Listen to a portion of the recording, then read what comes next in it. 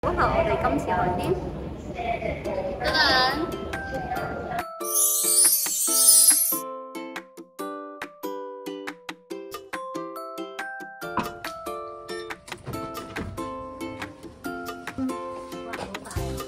唔錯唔錯。我今次冇虐待你哋啊，終於。耶！謝福旅程愉快。多謝兩位，多謝妹。揾翻回憶。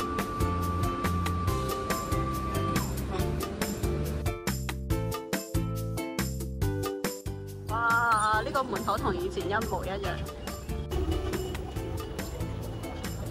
條路都同以前一模一樣，有啲坑坑洼洼，冇變過啊！呢條市區。第八街、9街，佢嗰個牌已經壞咗，換咗個新嘅。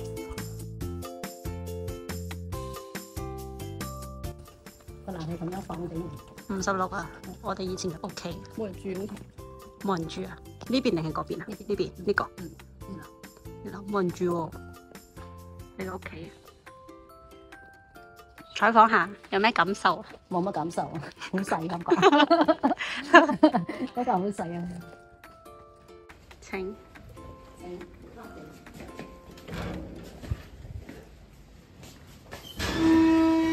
哇！我呢條樓梯以前我俾我阿媽趕出門口嘅時候，哇！我屋企啊以前。好啦，我當年咧就咁矮啦，跟住俾我阿媽趕出門啦，跟住我就喺度喊啦，我就諗，我都要上樓梯揾啲鄰居求救好咧，定係落樓梯去揾啲警察叔叔幫我咧？點知阿媽喺度叫我阿媽開門俾我入去。好啦，我哋出嚟。因為呢啲如果係依家賣出去都唔值錢嘅，都唔會。但係個陽台都係封咗。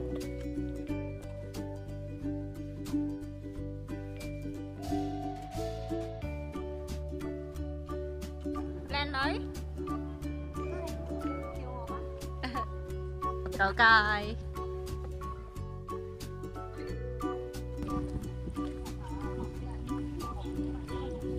係咯，以前一條河嚟嘅喎，嗰條河好清嘅喎，好細啊，藍河哦，好細喎條河仔，但係都好靚啊！而家咁睇，起碼綠化呢度都整理得幾好。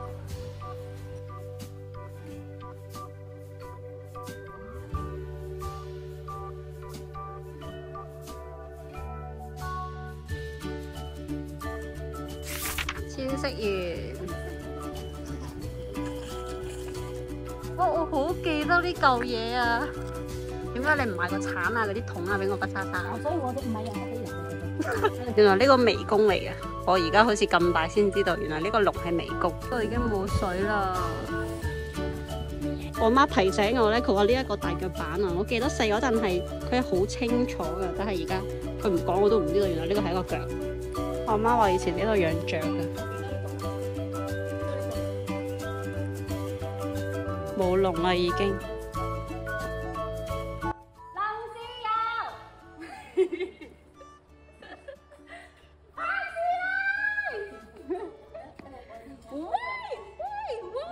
楚雨荨，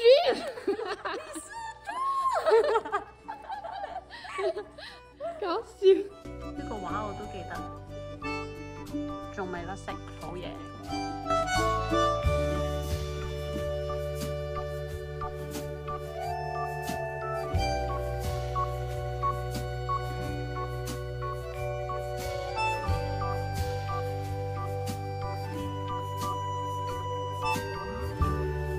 快啲！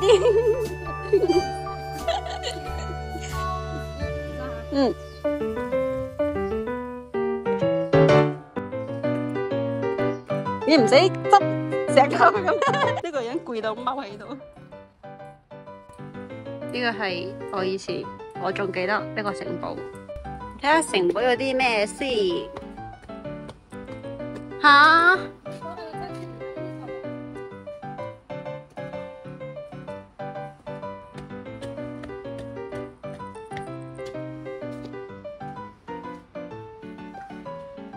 真係整到咁童話㗎！我哋細嗰陣咁鍾意。好想做公主係咯，嗰張夠啦，埋一齊就可以做喎。走啦，公主。而家呢度就係祈福湖啦。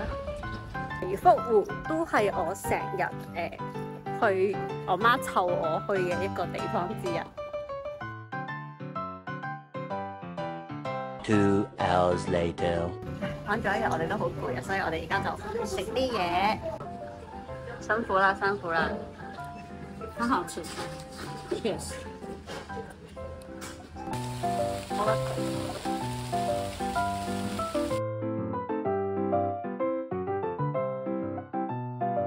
我哋而家要出去咯。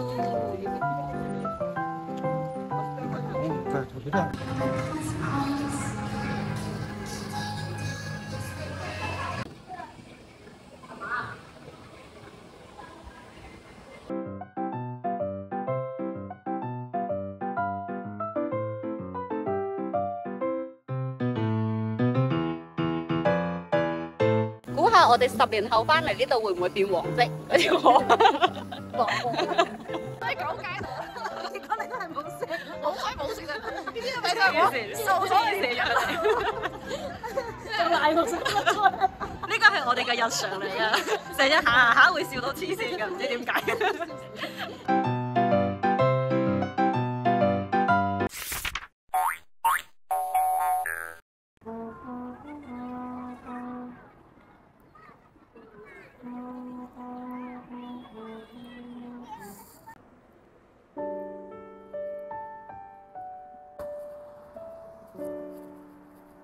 The next day. 酒店咧望出就係祈福醫院啦，跟住我呢度就係祈福新村啦。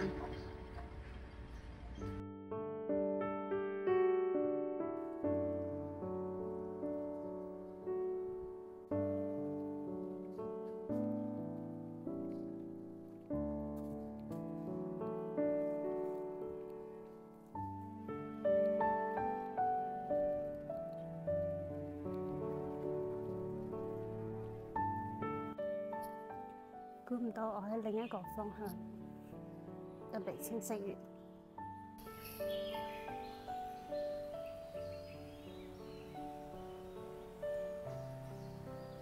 我上次仲喺度好奇，我話點解咁多年啊，佢都冇甩色。但係咧，我又驚媽咪同死唔耐煩，我又冇好好咁樣去欣賞，或者係上嚟摸下。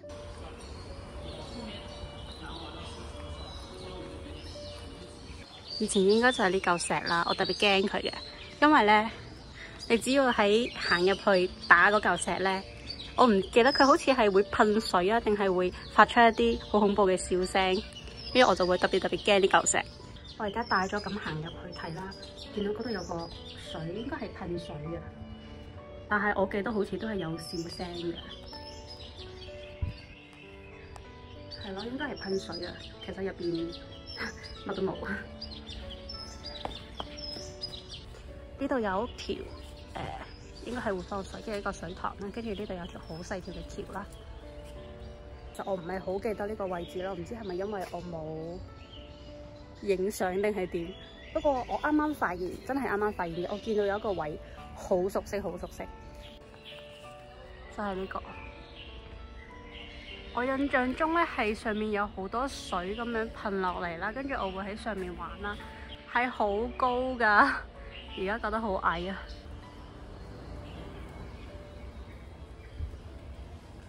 我唔知道可唔可以理解到啦，即係呢一個位置呢啲植物嘅嘢咧，20幾年前啦，我有記憶嘅時候佢都係咁樣啦。佢20幾年後都依然係保持呢個位置呢啲裝飾，即係個心情係真係好難去形容。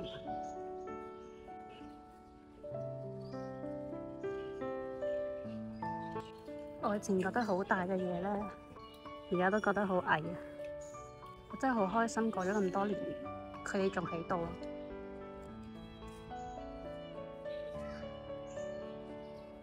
雖然呢隻龜咧係翻身過嘅呢隻色，我覺得我下次嚟又唔知道幾時啦，所以咧真係好想好似咁樣好好咁樣記錄一下我行喺我出生嘅呢個地方。但係有時啲人咧啲素質真係好差咯，將啲飲品就係咁樣擺喺嗰度。同埋咧，真係唔係自己嚟，你真係唔會知道條路線係點樣咯。以前咧就會覺得，就媽咪帶我嚟啦，我就去玩就得啦。我知道嗰度有隻烏龜，嗰度有隻兔仔，但係我完全唔知道佢哋點解會喺度啦。呢一個設計係為咗啲咩啦？方向係點樣去啦？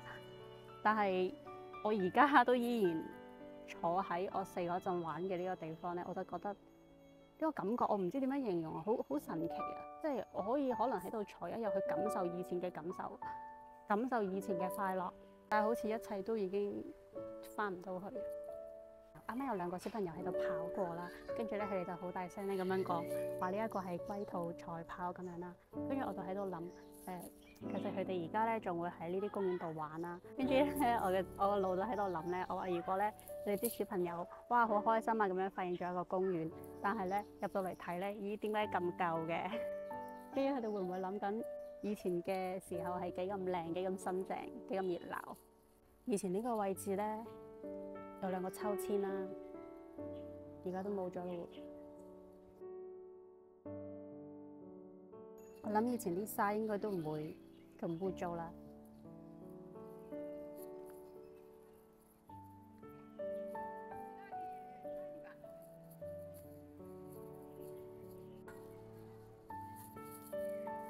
即係你會覺得好欣慰咯。隔咗咁多年，我見到呢個小朋友喺度不沙沙啦，就好似當年嘅我。如果而家冇人咧，我一定要偷偷地寫一次。以前覺得好高嘅嘢，好矮啊！原來咧，千色園嘅盡頭係咁樣嘅。以前咧，從來都冇諗過千色園嘅門口，亦都冇諗過佢嘅盡頭，就係入到去有嘢玩就玩。如果唔係啱啱從入邊咁樣捐出嚟咧，其實我都唔知原來千色園對出係有啲住宅區嚟嘅。我點解會咁快樂咧？佢呢一個咁細嘅範圍內，竟然有6樣嘢，你話真係好犀利。我要慢慢行返去啦。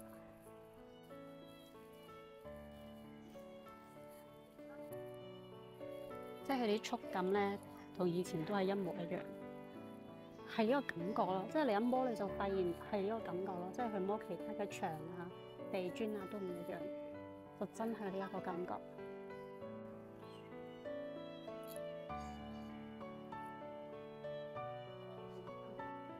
喂，原來呢個嘢係咁用嘅，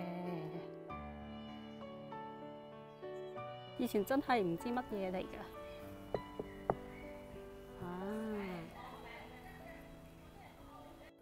可惜而家都冇人可以同我試，所以咧，我哋嗰日真係太急啦，好似咩都冇好好咁睇清楚。我會覺得好幸福咧，可能係因為佢好大自然啊，佢好似喺一片嘅樹林當中，有少少嘢俾你可以去探索，就好似係一種，就算好大太陽都唔使驚啦，落好大雨咧都唔會好驚嗰啲咯，即係會保護住你啦。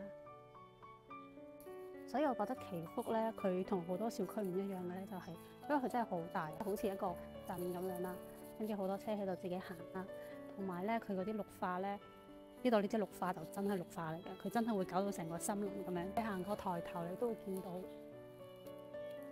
真係好舒服嘅感覺。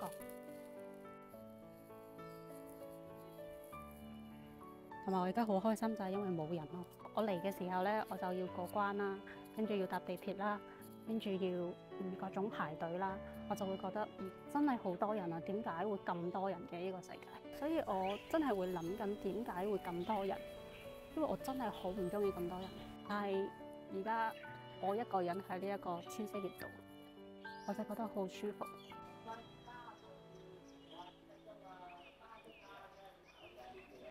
你連樹都有好多唔同嘅種類咯，就喺呢一個小細細嘅公園入邊。種咗各種各樣嘅植物，呢度棵楊桃樹啦，啱先烏龜嗰度前面有棵芒果樹啦，跟住呢度有個荔枝樹啦，跟住有個蓮霧啦，真係好犀利啊！我估呢啲都係新種噶啦，我真係好欣慰咯，起碼仲有人打理緊呢啲。以前我唔知道呢個係燈啊，定係防蚊啊，定係音樂啦。真係好啊！仲有個警察哥哥喺度坐住。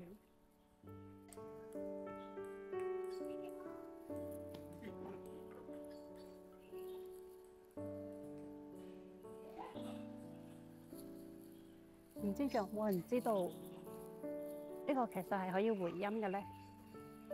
以前呢個位呢，應該有好多嗰啲細細個嘅兵馬俑，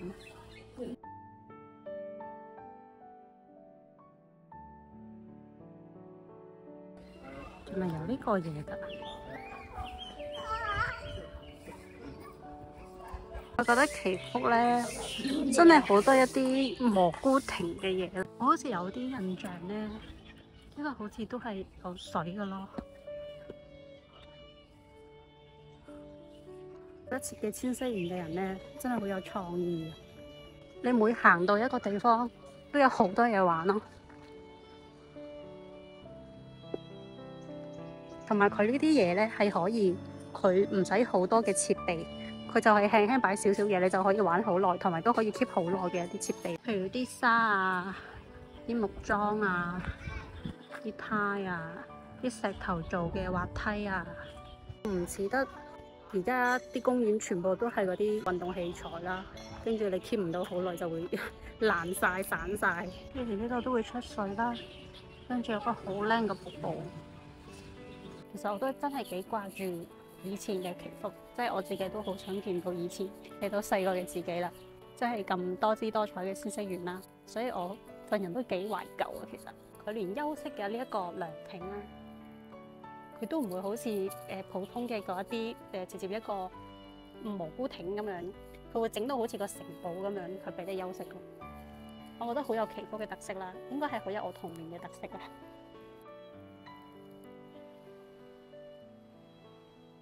因為呢個天氣咧，而家啱啱有啲風吹過嚟咧，真係好舒服。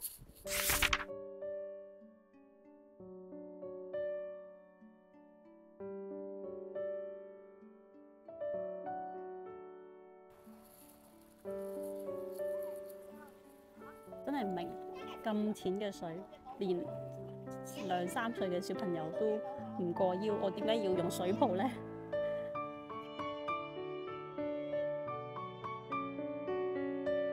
上次因為行咗好耐啦，跟住我同媽咪同我死姨個腳都有啲攰啦，所以咧就冇行到祈福湖。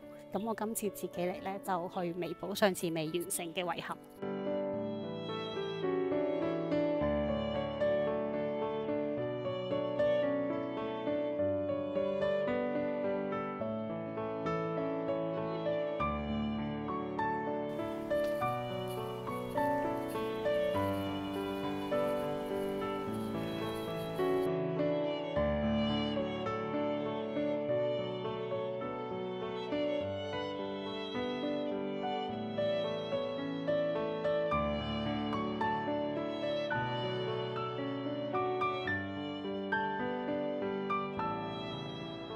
估唔到呢個秋千仲喺度咯，我記得㗎，我真係記得㗎呢一個。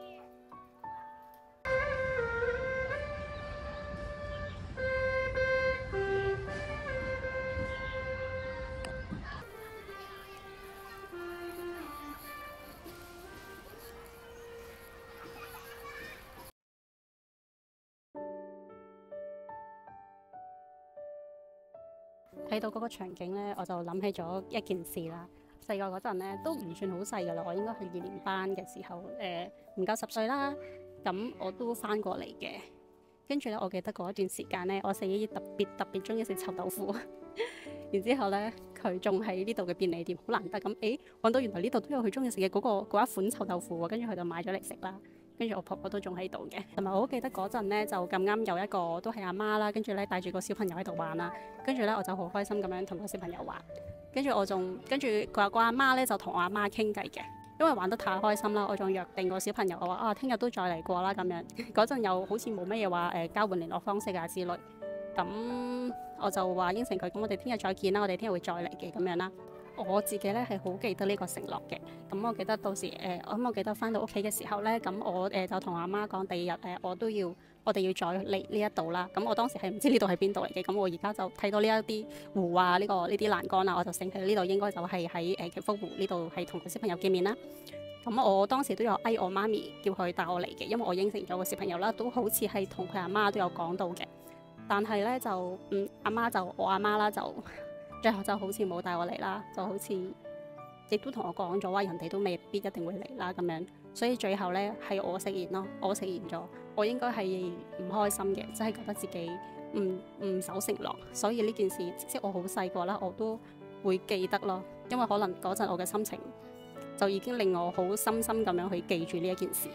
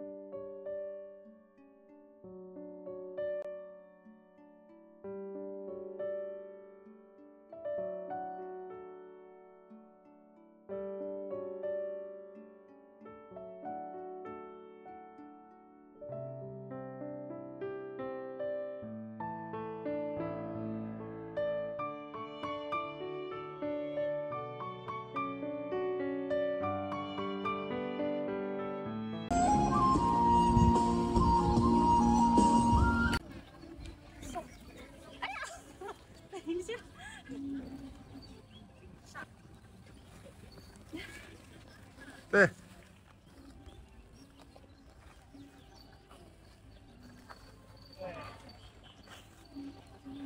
我好好看啊！好，好棒啊，也好厉害。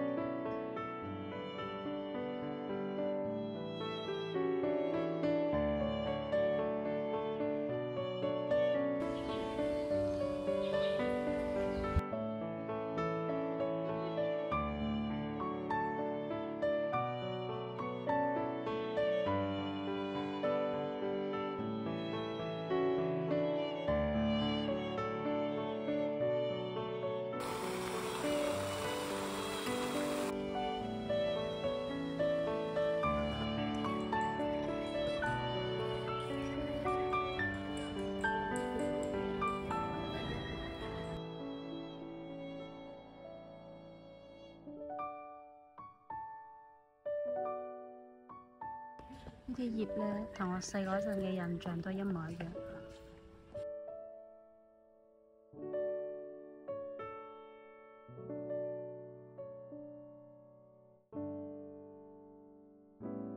可能對一般人嚟講咧，呢度其實就係一個普通嘅小花園啦，休息嘅地方啦。但係對我嚟講咧，每一個細節都係我嘅回憶咯。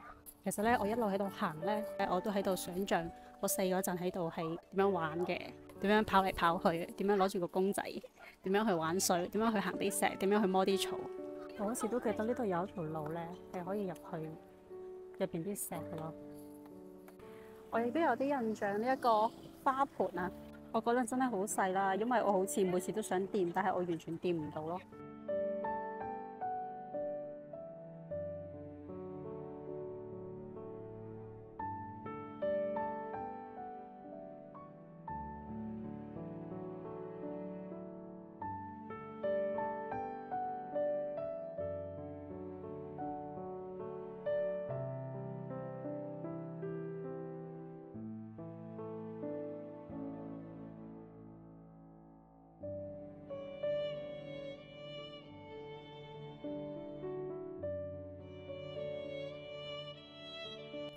我喺度想象緊自己咧，去玩完啦，細嗰陣去公園玩完，去千色園玩完，去祈福湖玩完，跟住而家翻緊屋企。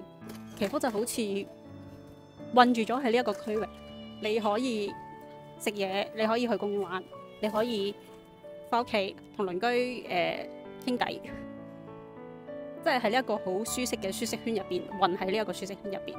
但係佢大得嚟又俾人好有安全感咯，對我嚟講。今日星期六啦，我就喺呢一度咁樣慢慢行咗一日。本身星期五嗰陣，我仲喺度諗緊，我話即係做嘢比較忙啦，我話不如就休息下啦，或者係禮拜嘅時候就做埋啲嘢去咁樣啦。仲一度喺度諗不如退票啦、退酒店啦。而家諗翻係好彩我冇咁做咯。而家想象下，如果我禮拜六就係咁樣喺屋企喺間房度跟住玩手機，我應該唔係應該係一定會後悔我冇出嚟咯。但係好彩我出咗嚟咯，好彩我嚟咗咯，因為今日真係好舒服啦，天氣好好啦，氣溫好好啦，時間好好啦，感覺都好好啦。我其實係真係會將自己沉浸喺一啲比較難以釋懷嘅情緒入邊嘅。雖然我而家嘅狀態咧係真係唔想去創造故事啦，亦都唔想去經歷故事啦，因為可能大個咗啦，你有故事有經歷，雖然你會開心，但係一定都會有難過嘅時候咯。我唔想有呢啲情緒嘅波動，所以有時翻嚟咧，去體驗翻以前嘅感覺咧。睇翻以前嘅嘢呢，就好似一個唔係咁痛嘅感覺，去睇緊以往好痛嘅經歷咯。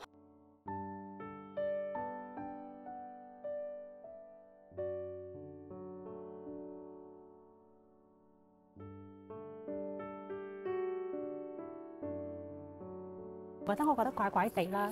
我哋上次嚟呢啲車係停喺呢一邊嘅，佢今次停喺呢一邊咯。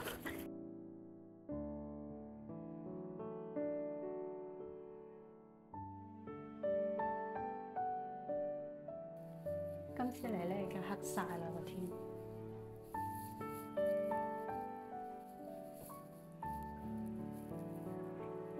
我一直都好好奇，最上面係點嘅咧個陽台？原來遠白再上就已經係盡頭，係冇得上去嘅。原來呢度係3樓啦，以前遠白嘅屋企。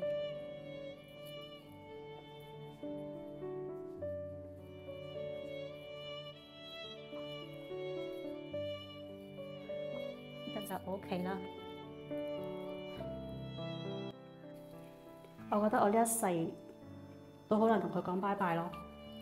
以前門嘅嗰個門鎖啊，竟然咁多年佢都冇換過。雖然呢個係人哋嘅屋企，呢個都好似係媽咪黐嘅咯，即係阿咪唔係話呢個對聯係呢個方式嘅，因為黐唔到。我啲牆都已經甩晒。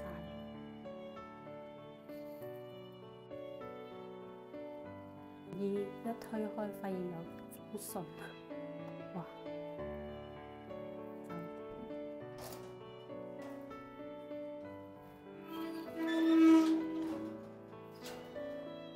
所以其實住4樓嘅人咧，係會有個好大個陽台㗎，好正。我而家有4嗰陣嘅記憶咧，我覺得以前屋企真係一個天堂。就算我係10歲之前啦，翻過嚟嘅個暑假嘅時候，我記得我應該係有2年嘅暑假都翻咗嚟。其實個面積，即係個屋企嘅面積真係好細啦，跟住啲樓都好密集啦，真係好似一個蟻竇入邊嘅其中一個蟻仔嘅空間咁嘅咋。但係我以前就會覺得嗰一間屋仔就係我嘅全世界咯。我呢條片咧應該會講好多好奇怪、又冇營養又好囉嗦嘅呢啲諗法啦，又奇奇怪怪咁樣，又唔知你諗呢啲做乜。但係我真係好想講出嚟，因為我好驚走咗之後呢，我又體會唔到呢個感覺，即係我好想呢一刻我將我可以表達到用語言表達出嚟能夠表達嘅嘢表達咗先，俾將來嘅我可以睇翻。以前呢，好似就喺呢度溜冰啊，係唔係呢？好似係咯，但係好似冇咁大，好似係喎。但係而家就變咗一個草地啊！我本身仲諗緊我學溜冰嗰個地方應該揾唔翻㗎啦，除非知我隨便咁樣行下咧，就好似就揾翻咯。呢條路都好熟悉咯，無意之中又揾到一個我回憶㗎，我真係有印象㗎，真係有印象。特別係嗰條黃色嘅嗰一條，仲有嗰條橙色嘅石滑梯。我記得呢兩條嘢咧，真係唔知點玩咯。對我嚟講，真係難度太大啦，真係好神奇啊！佢點解可以過咗咁多年都係咁嘅樣？發現咧，原來祈福真係一個好適合湊細路嘅地方，亦都好適合養老嘅地方。我個老友嘅場景咧，就記得好似每次行下咧，就唔知道邊度有啲草入邊咧會有啲歌播出嚟，跟住或者係行下咧會有啲光射出嚟，跟住咧我就會去嘗試揾嗰啲聲音啦，或者佢匿埋咗喺草叢嘅邊個位置啦。今日天氣真係好好啊！其實咧，我真係好想影多啲街景嘅，就係一路落去都係車咯。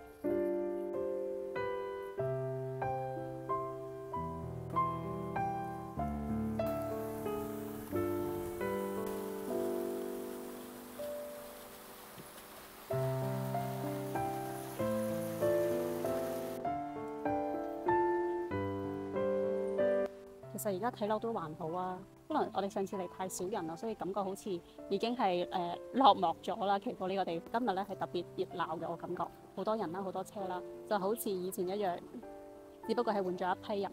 跟住當時咧，因為要籌錢俾婆婆睇病啦，所以咧就好低價咁樣賣咗祈福。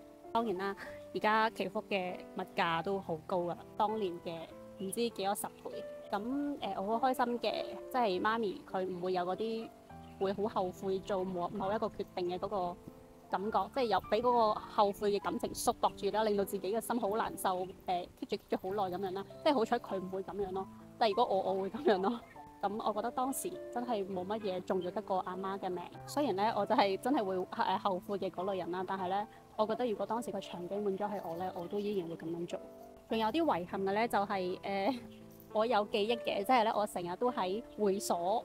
祈福會所呢個地方游水啦，咁入邊嗰啲裝飾咧，應該某啲位我都有好清晰嘅記憶嘅，但係可惜啦，咁就真係冇辦法去到嗰啲泳池度可以揾翻之前嗰啲回憶啦。同埋我啱先行咗一轉咧，我都唔知會所喺邊啊！而家好啦，我玩咗6個鐘啦喺呢度，就喺個小區入邊。